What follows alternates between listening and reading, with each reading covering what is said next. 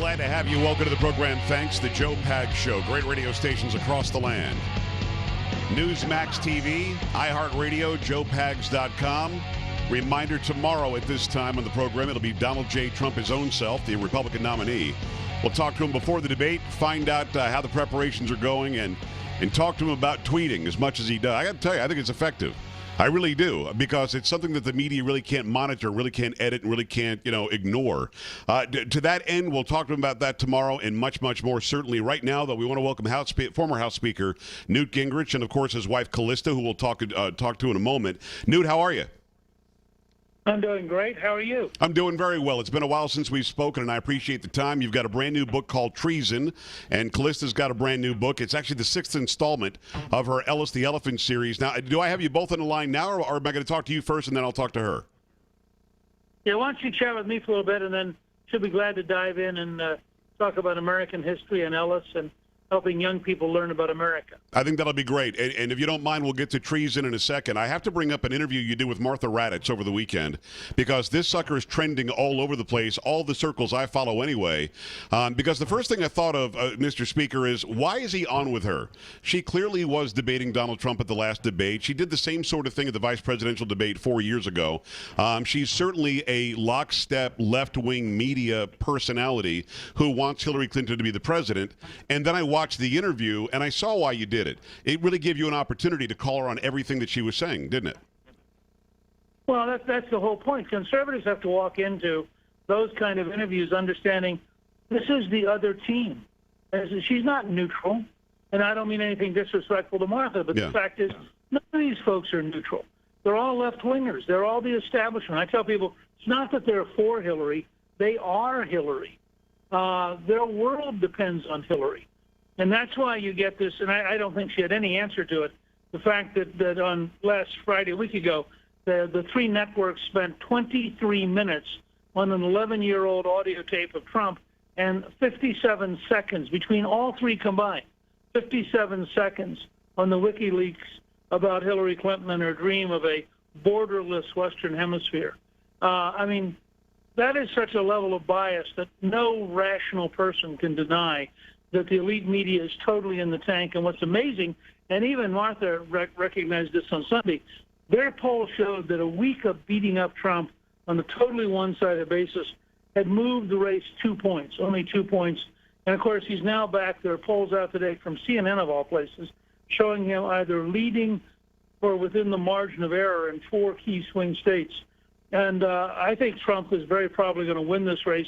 If the media was neutral, he'd win the race by something like 12 to 15 points. Well, it was the next question. Again, former House Speaker Newt Gingrich, the name of the book is Treason, which we'll talk about in a second here.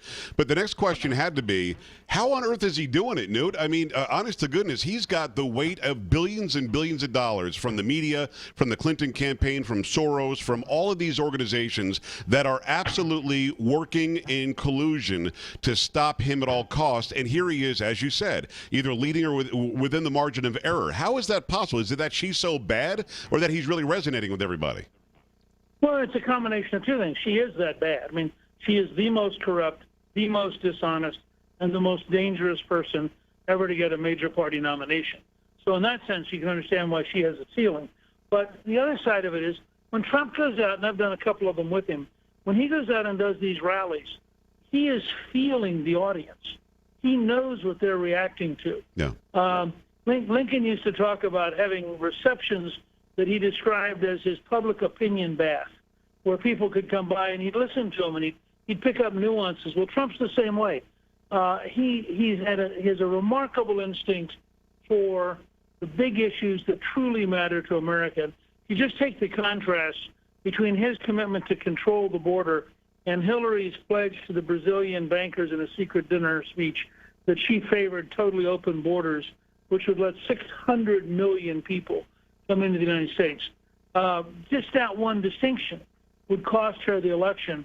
if the news media gave it prominent coverage. Well, it's a great point. Open borders, problem with Catholics, the needy Latinos.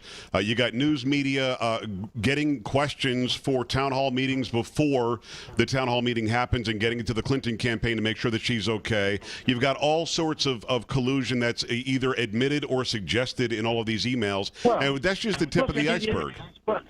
And you've got a campaign manager saying in an email, it was really unfortunate that the killer in San Bernardino had a Muslim name. It would have been so much better if only he'd had an Anglo-Saxon name.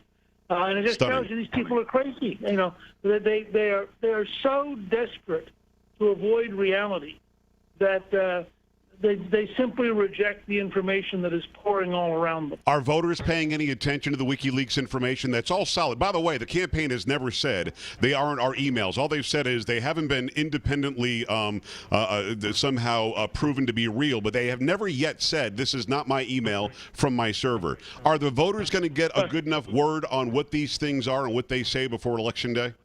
Look, I do think that they're coming out every single day with more and more stuff, and more of it is disgusting, and more of it's you can't believe it. But I have to tell you, I think there's a grand irony that she deleted 33,000 emails, and now WikiLeaks is coming back and is unveiling more emails than the number she deleted. Right, stunning. So somehow there's a justice to all this. I'll give you an example. Her chief of staff, Cheryl Mills, writes that she's helping a company invest in Ghana because they really like its 23 cents an hour minimum wage, which is so much better than other countries. Now, you say to yourself, let me get this straight. Hillary Clinton wants our minimum wage to be $15, while Ghana's minimum wage is 23 cents an hour, and we wonder why jobs flee the United States. The Clinton State Department, by the way, opposed an effort to raise the Haitian minimum wage from $3 a day to $5 a day on behalf of a Korean textile manufacturer. So, I mean, you begin to really, the more you learn out of this WikiLeaks, the sicker it is, and the worse the establishment looks.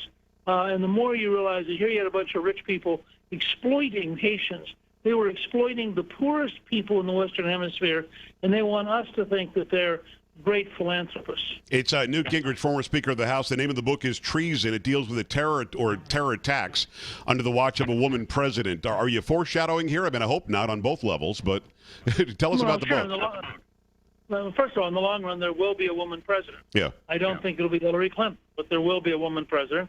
And in fact, our chief action figure is a Marine Corps major who's an African-American female. Cool. Because in the modern world, you get people who have these skills who are in the military.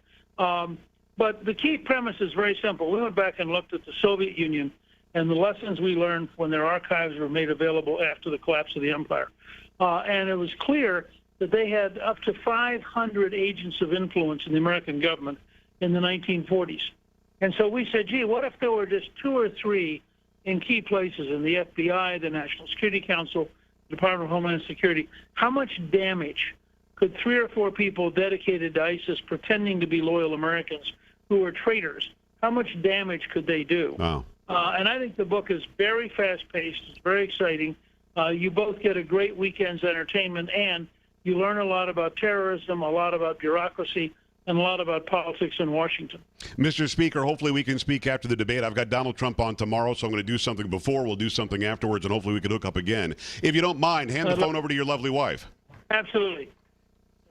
It's Callista Gingrich. Hi, Callista. How are you?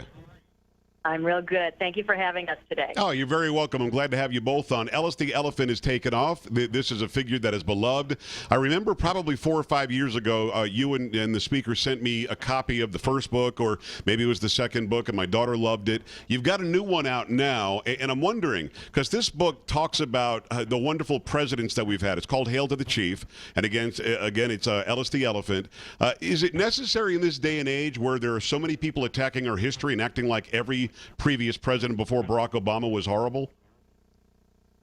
Well, I think it's important for our kids to learn about the positive accomplishments of our president. Absolutely. And in this new book, Hail to the Chief, Ellis learns all about some of our America's greatest presidents and discovers how they've led our country throughout American history. And in just a few weeks, we will choose our 45th president. And it's so important for our young people to understand what the presidency means. To do so, they need to learn about our greatest presidents. And Hail to the Chief will help them do just that. It's Callista Gingrich. The name of the book is Hail to the Chief. It's her Ellis the Elephant series. It's the 6th installment. You know, I do reports on this almost every day, Callista, that in our public school system, we seem to be teaching a negative, horrible, dark history in our country.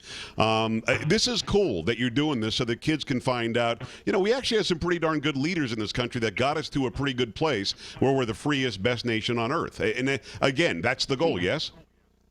Yes. You know, it's so important for our children to learn American history. And unfortunately today, many of our schools are failing to teach our history, including our founding principles and values, and instead teaching revisionist or politically correct history. And as a consequence, many kids aren't learning the basics about our history. And a recent survey showed that a majority of fourth graders today can identify a photo of Abraham Lincoln and say why he was important. They cannot? So we've got some more. They cannot identify the photo, say why he was important. So we have work to do, and we owe it to our kids to give them the tools they need, like these books, at an early age, so they can begin to appreciate the greatness of this nation. I've got 5 daughters. They're age 25 down to 1, and there's such a wide range of trying to learn. You know, so what are you hearing from parents like me in response to the Ellis the Elephant books? Well, a lot of parents and grandparents are very happy to see these books. There aren't a lot of books like this out there for 4 to 8-year-olds. My books are really meant to provide an introduction to the pivotal moments and the leaders who have shaped this great nation. Well, I love it. I think that the books are excellent. I'm glad that it's out there as a resource to sort of counterbalance what I'm seeing happening in some of our public schools. It is Ellis the Elephant's Hail to the Chief, written by Callista Gingrich, and, of course, Newt Gingrich with his brand new book called Treason. I can't thank you both enough. Can you do me a favor? Hold on one second. Of course. All right, beautiful. Thank you so much for your time today. We're going to take a quick break here. We're back after this on the Joe Pags Show.